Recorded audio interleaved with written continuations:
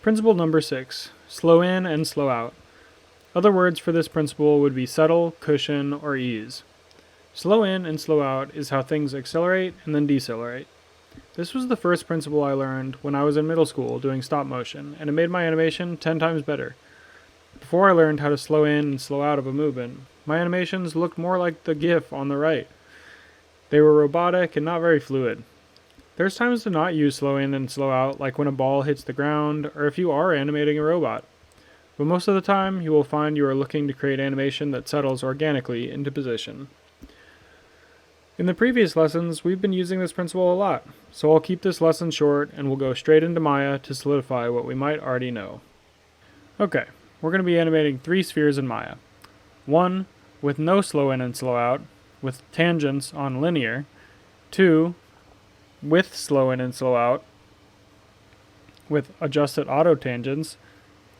The last one will be slow in and slow out with overshoot and settle at the end. So go ahead and open up a brand new Maya. Okay, let's make 3 spheres.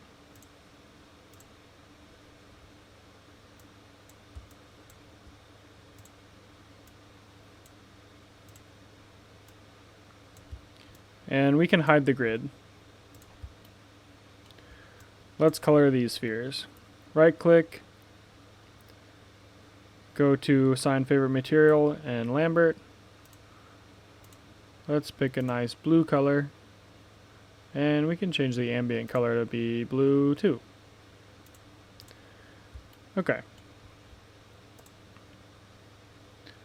Let's set our time slider to 70, and actually, let's turn back on the grid.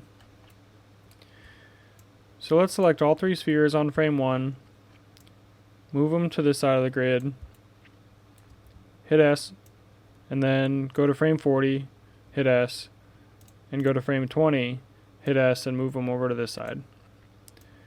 Now, we have a loop. And out the box, you see that it has ease already. That's because Maya interpolates things already on splined. So, what if we don't have any ease? Let's take this first ball and make its tangents linear. Select all the keys and hit this tangent. Now, on Translate X, you can see that this ball is moving at a constant speed and then abruptly stops before moving in reverse in a constant speed as well.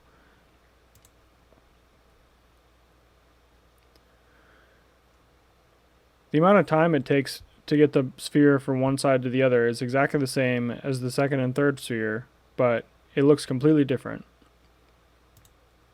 A common phrase we use in animation when something isn't easing properly is when we say that it's hitting a wall. At frame 19 and 20, the ball looks like it completely stops and then just changes the other direction. If a character's arm or head or leg is doing that, it's really unnatural and it looks like the character has no weight. So this is something you're typically going to avoid unless you're animating a robot or something like that. And of course, in extreme cases, if a ball gets hit by a bat in a baseball game, it's going to shoot off the other way. So there are cases to use linear tangents and no ease, but if you want fluid looking animation, you're going to want to do something more like the second ball. So for the second ball, we can make this even more extreme.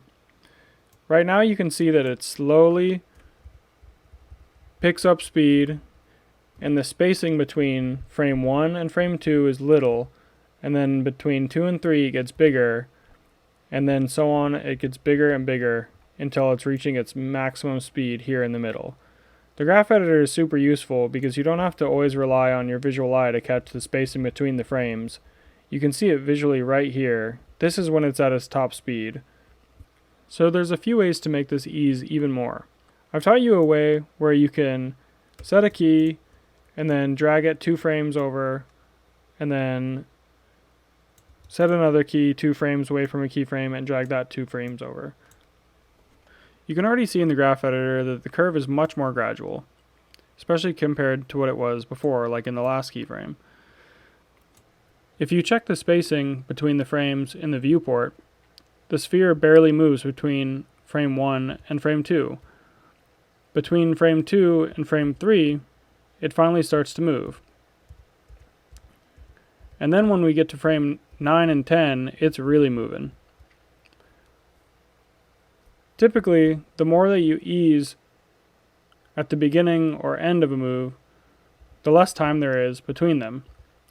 So the object ends up moving faster in the middle and then slower in the beginning and end. Without doing keyframes like this, you can also just use the graph editor alone. Select all the keys, shift select each tangent on the right side or left side, and then pull them out.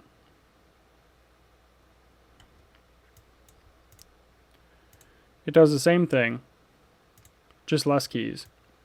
I work both ways. Okay, in the last ball, we want to do the same thing that we did with the second ball, but have overshoot and settle at the end. So that way, it gives it more weight. Click on Translate X, select the keys, stretch out your tangent handles to make it have more ease. And then go to frame 65, hit S. That'll be the last position it settles into. And then frame 40, we just want to overshoot it a little bit.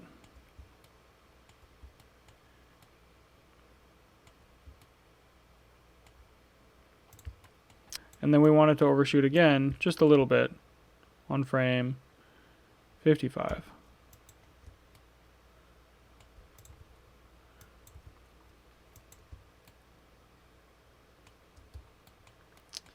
Alright, then we fix up these tangent handles. Make sure that looks like the same speed as the other ball. We can break this tangent handle too, so it's not so flat.